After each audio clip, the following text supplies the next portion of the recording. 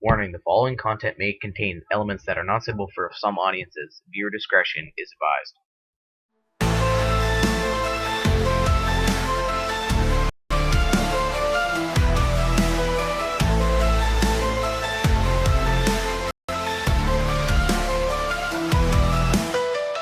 Hey creepy, yeah, that's my style. Creepy crawlers, Kimiko's vibe. We laugh at the dark, find joy in the fears. In a world full of noise, I'm the one you hear. In a smoky room, filled with gloom. Hell is here, podcast doom.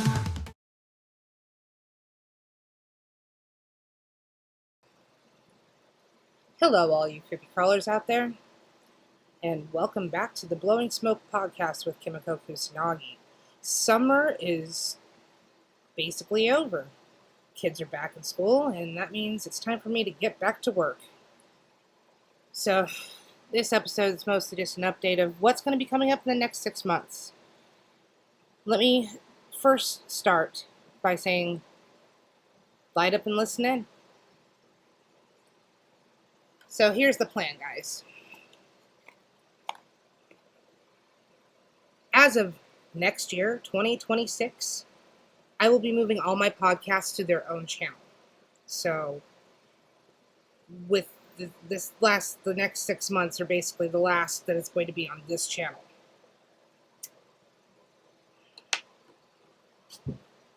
Also, because of a medical diagnosis and honestly how I feel, I'm going to be cutting back on a lot of my shows and cutting back on games and reviews and everything. It's just going to come out when it comes out.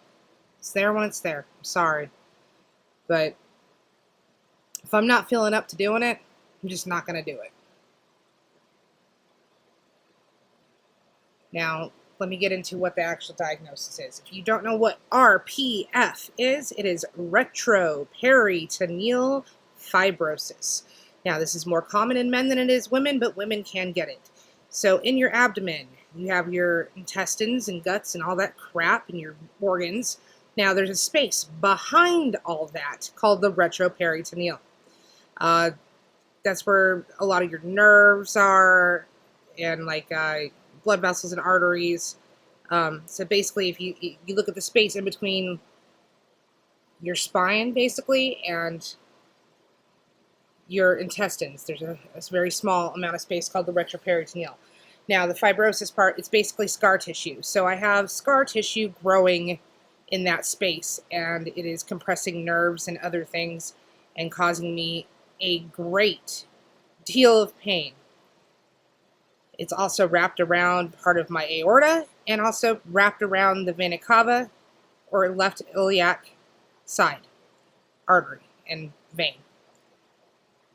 So I have a plethora of doctor's appointments lined up just to manage this condition. It is not curable and it is not fixable with surgery because it's literally wrapped around major arteries and stuff, and they don't want to have to cut the arteries and resection them because there's a chance that might not even work.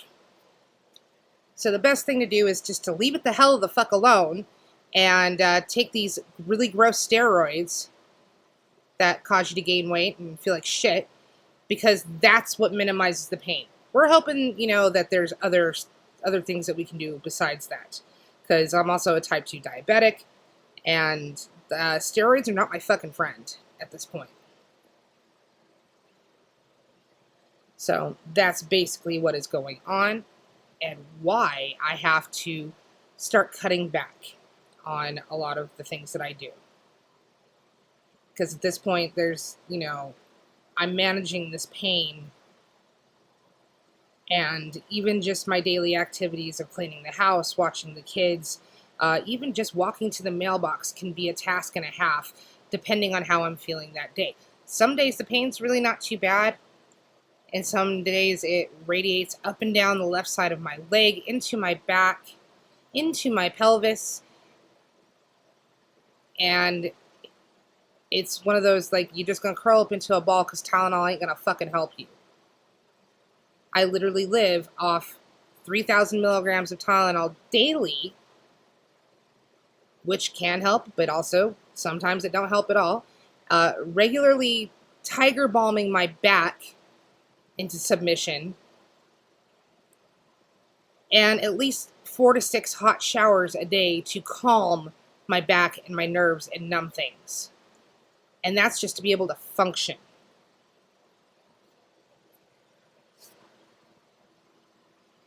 So now with that out of the way, what are we looking forward to in the next 6 months? Well, spooky season's coming, obviously.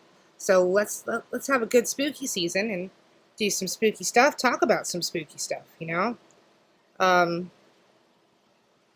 At some point, I also would like to address Ozzy's passing, because, you know, in all honesty, it's really affected me. It's probably affected me more than, like, Chester Bennington did, and that affected me as well, but I don't think I cried or was, like, in mourning or anything like that. But with Ozzy's passing, it's like I can't escape it in any way, shape, or form. I can't not hear songs and start crying sometimes, and it's difficult. And I didn't think that it was going to affect me that much, but it definitely did. And I would like to take some time, sometime soon when I'm ready to, and address his passing and what it means to me.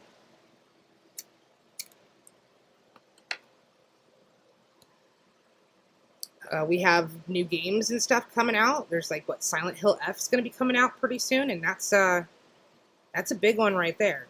Also, the Hellraiser revival game is going to be coming out, and that's another big one right there too. Plus all the other indie random fucking horror games and shit like that I'm sure will be coming out in the near future here. So we have a lot of that coming up. Spooky season horror movies. I'm sure at some point I'm also going to return to the creepypastas and pinch out a few of those here and there, especially around spooky season. I may end up taking another hiatus around the Christmas or holiday time, just because basically when the kid's off, I really need to focus all my attention and energy and everything on them. So not much is going to get done during their breaks. So that's about it, really. And I know it seems like I just droned on for 7 minutes and should be doing a lot more. Like, we should be doing 30-minute podcast here about things, but really not feeling up to 30 minutes or so of talking.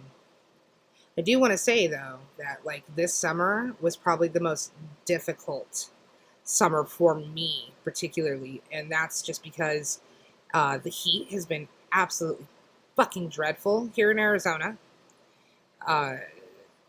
They replaced the chillers in our complex, so they're still kind of like working the bugs out, and we've gone here and there a few days just without any fucking air, and it's been fucking miserable. Like, for reals. I have a fan in each room constantly going, so if you hear that noise in the background, I'm wondering, what the fuck is that noise? That's the fan, because if I turn that shit off, I'm going to start sweating, like, profusely. So that I'm not going to turn it off. You're just going to have to deal with the fucking noise. I deal with it, you can deal with it. Other than that, with the kids getting older and stuff like that, honestly, this summer they were in more than they were out at all. Like, there wasn't a lot of swimming or activities that they did, so they were constantly home. And it was just really, really difficult with this diagnosis and trying to keep up with everything. The summer was just, it wasn't a good one. It really wasn't. But on a plus side and looking forward, you know, they're back in school now, and I should be able to get some proper rest here and there.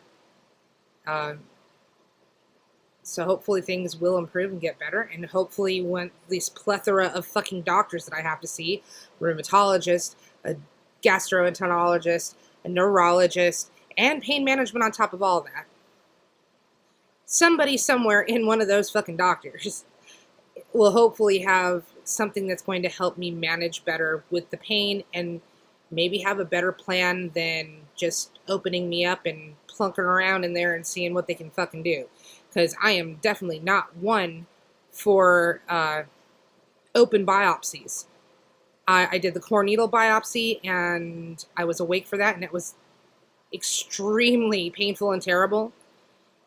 I do not want to have to do another one of those unless it's absolutely fucking necessary. Basically, I'll do the imaging, and if it's one of those things where they're like, yeah, I think we actually can remove it, okay, then let's go do that. We'll remove it.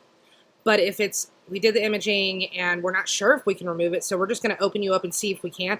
We're not going to just open me up because, no. Okay? The ramifications that I feel that are there if I get opened up for no fucking reason is going to be astronomical. I do not think that that's going to alleviate pain.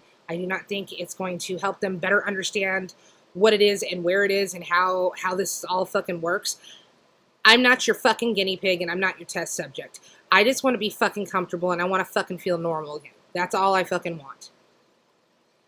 So, we shall see. But once again, that optimistic, hopeful thing is I have a plethora of doctors and one of them's got to fucking have some idea of what we can do to not really fix, but at least manage this a lot better than what I'm managing now, because 3,000 milligrams of Tylenol, that's going to eventually kill my fucking liver if I have to continue this daily. I've already done this for about 3-4 months, and I'm crawling up the fucking walls with pain.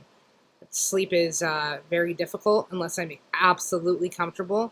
As soon as I lay down, the muscle spasms and restless legs and everything that comes with it is at least about anywhere from half hour to an hour of trying to even get comfortable enough to sleep. And then on top of that, by the time I do get to sleep, I'm up at 4 a.m. because medication's worn off, and now I'm awake because of pain, throwing myself into a shower until about 5 o'clock when everybody else starts to fucking get up, and my day starts. So I'm losing sleep. I'm losing sanity, kind of. And it's just terrible right now. But we gonna plug on, right? Suck this up as best as we can and try to get through stuff daily.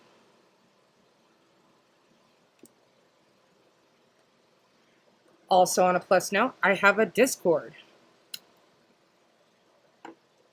So feel free to drop in there, and I'll be posting stuff here and there, and we'll have some watch parties, and I like to grab some spooky stuff and throw it in there, so then not only am I watching it, you're watching it too. And then we can discuss it, whatever, Plus you can promote your own stuff there. There's plenty of things to do on the Discord. There's even a Ask Kimiko section. If you just feel the need that you want to ask me something, there's a section where you can just go and ask me things. Well, I think that's really just about it. So I guess I will see you for the next one when we have a normal and regular podcast with a normal, regular topic. So I hope you enjoyed this update. And yay, summer's basically almost over. It's like, goodbye, heat. All right, that's all. You stay creepy now, okay?